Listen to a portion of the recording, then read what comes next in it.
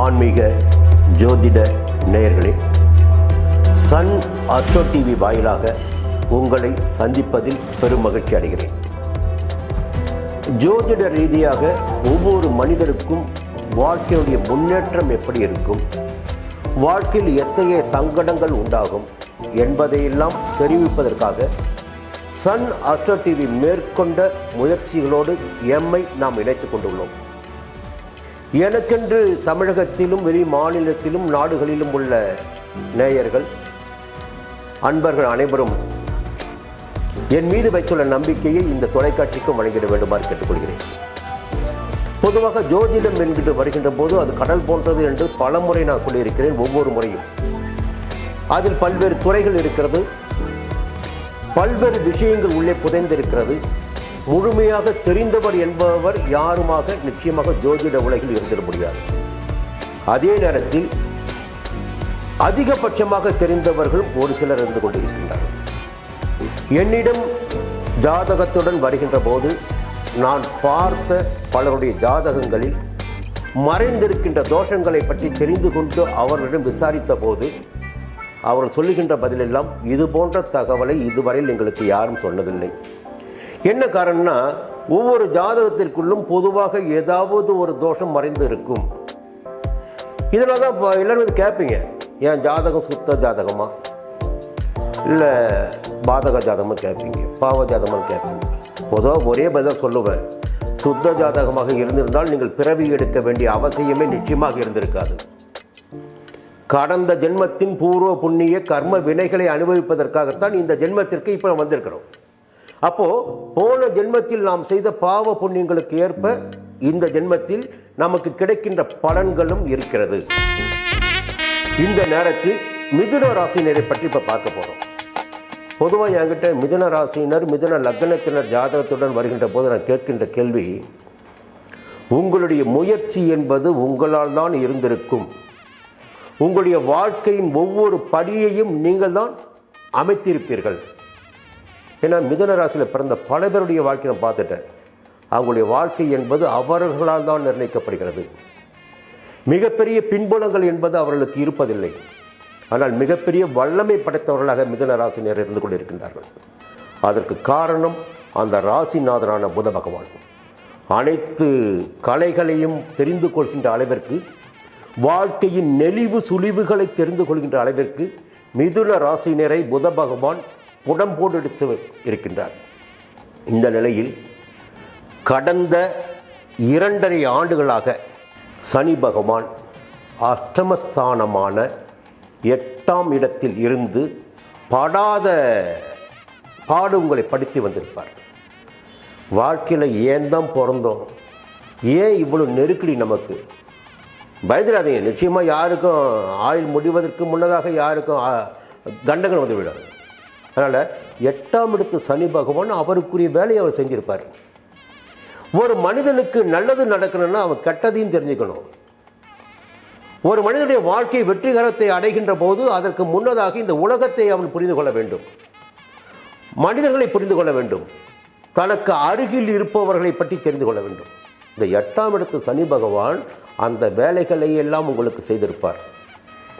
இந்த மனிதரை பற்றி புரிந்து கொள், இந்த இடத்தை பற்றி தெரிந்து கொள், இந்த உறவுகளை பற்றி புரிந்து கொள், உன்னுடைய வாழ்க்கையை எப்படி கவனமாக செல்வது என்பதை தெரிந்து கொள். இதையெல்லாம் 8ஆம் இடத்து சனி பகவான், ஆயுள் ஸ்தானாதிபதி சனி பகவான் உங்களுக்கு செய்திருப்பார்.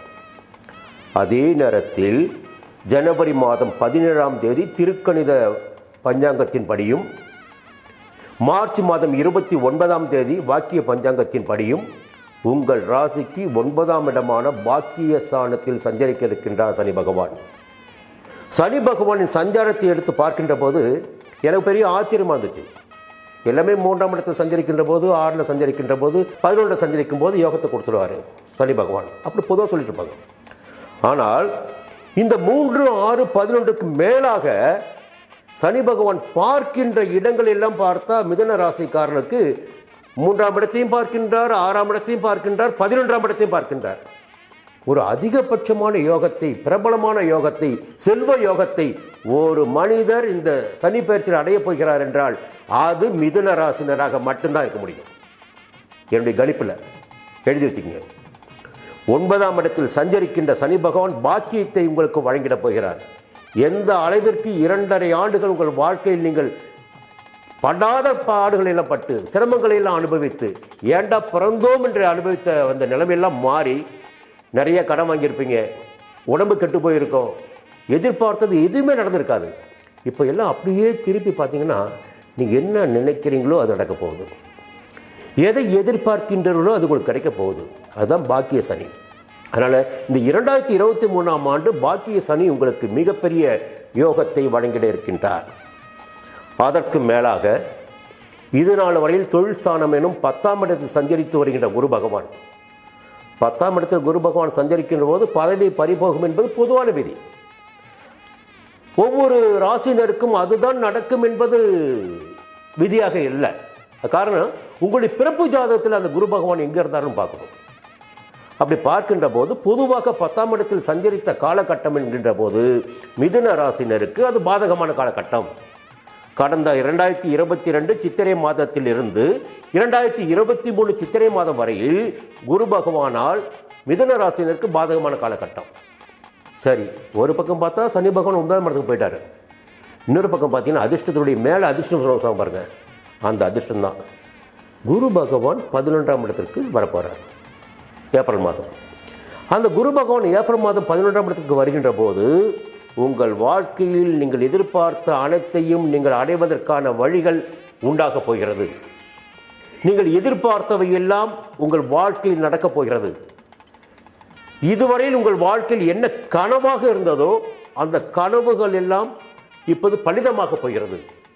வீடு வாங்குகின்ற எண்ணம், திருமணம் செய்கின்ற எண்ணம், புதிய வேலை வாய்ப்பு, வசதி வாய்ப்புகள், வாகனங்கள் என்பதெல்லாம் இது நான் ஏதோ திடீர் அதிர்ஷ்டம் வந்தது போகுது ஒரு வாரத்துக்கு கோடீஸ்வரன் சொல்லலாம். உங்கள் ஜாதகப்படி 11ஆம் இடத்தில் குரு பகவான் சஞ்சரிக்கின்ற போது அந்த ஒரு ஆண்டு காலத்தில் நிச்சயமாக யோக பலன்களை நீங்கள் அடைவீர்கள். அந்த ஒரு ஆண்டு காலம் என்கின்ற போது 2023ஆம் ஆண்டு முழுமையாக குரு பகவான் உங்களுக்கு சாதகமான பலன்களை வழங்கிட இருக்கின்றார் சித்திரை மாதத்தில் இருந்து. அதே நேரத்தில் ராகு கேதுவை பற்றி பார்க்கின்ற போது இது நாள் வரையில் ஏதோ வாழ்ந்து கொண்டிருந்தீர்கள் என்றால் அதற்கு ராகு பகவானும் ஒரு காரணம். அந்த ராகு பகவான் அக்டோபர் மாதம் வரையில் 11ஆம் இடத்திலேயே சஞ்சரிக்க இருக்கின்றார். அக்டோபர் மாதம் வரையில் 11ஆம் இடத்திலே லாபஸ்தானத்திலே சஞ்சரிக்க இருக்கின்றார். அந்த சஞ்சாரம் என்பது உங்களுடைய கடந்த ஆண்டுகளில் சனி பகவானால் உண்டான சங்கடத்தையும் குரு பகவானால் உண்டான சங்கடத்தையும் நீக்கி ஓரளவிற்கு உங்களை நடைபோட வைப்பதற்கு அந்த ராகு பகவான் தான் காரணமாக இருந்தார். அந்த ராகு பகவானின் சஞ்சாரம் அக்டோபர் மாதத்திற்கு பிறகு உங்கள் ராசிக்கு 10ஆம் இடத்திற்கு செல்ல இருக்கிறது. அதே நேரத்தில் 5ஆம் இடத்தில் இருந்து உங்கள் பூர்வ புண்ணிய ஸ்தானங்களில் பிரச்சனை உண்டாக்கி பிள்ளைகளால் சங்கடங்களை ஏற்படுத்தி வந்த கேது பகவான் 4ஆம் இடத்தில் சஞ்சரிக்க இருக்கின்றார். 4ஆம் இடத்தில் கேது பகவான் சஞ்சரிக்கின்ற போது உங்களுக்கு ஓட வேண்டும் என்ற எண்ணம் அதிகரிக்கும். வாழ்க்கையில் வெற்றி பெறுவதற்காக அலைச்சல் உண்டாகும். அதே நேரத்தில் தாயாரின் உடல்நிலையிலும் நீங்கள் கவனத்தை செலுத்த வேண்டும். 4ஆம் இடத்தில் அக்டோபர் மாதத்துக்கு பிறகு எப்படி பார்த்தாலும் பார்த்தீங்கன்னா இந்த ஆண்டு ஒரு அமோகமான பலன்களை அடையப் போகின்ற ராசியினராக என்னுடைய பார்வையில் மிதுன ராசி இருக்கிறது. இந்த 4 கிரகங்களுக்கு மேலாக சூரிய பகவான் வழக்கம் போல் 3, 6, 10, 11ஆம் இடங்களில் அமர்கின்ற போது 120 நாட்கள் மிகப்பெரிய பலன்களை, அரசாங்க ரீதியாக நீங்கள் அடைய வேண்டிய யோகங்களை, அரசியல் ரீதியாக அடைய வேண்டிய செல்வாக்கினை வழங்கிட இருக்கின்றார். நான் ஒன்று தான் சொல்லுவேன், 8 கிரகங்கள் கெட்டு போனாலும் கவலைப்படாதீங்க. 2.25 நாள் சஞ்சரிக்கின்ற சந்திர பகவான் உங்கள் வாழ்க்கைக்கு தேவையான வசதிகளை, தேவைகளை வழங்கிவிட்டு அடுத்த இடத்துக்கு போவார். அதனால் விதி இருக்கின்ற வரை வாழ்வதற்கு வழி இருக்கிறது. அந்த வாழ்க்கையை எப்படி நாம் அமைத்துக் கொள்வது, நம்முடைய முன்னேற்றத்தை எப்படி கொண்டு செல்வது என்பது நம்முடைய கையில் தான் இருக்கிறது. இந்த ஆண்டு 2023ஆம் ஆண்டு மிதுனத்திற்கு மேன்மையான ஆண்டு என்று சொல்லி விடைபெறுகிறேன். நன்றி, வணக்கம். அன்பு நண்பர்களே, நாம் ஜோதிடம் குறித்த தகவல்களை தொடர்ந்து பார்த்து வருகிறோம். ஜோதிடத்தில் நேர்மறையான பலன்களையும் எதிர்மறையான பலன்களையும் பார்த்து கொண்டிருக்கின்றோம்.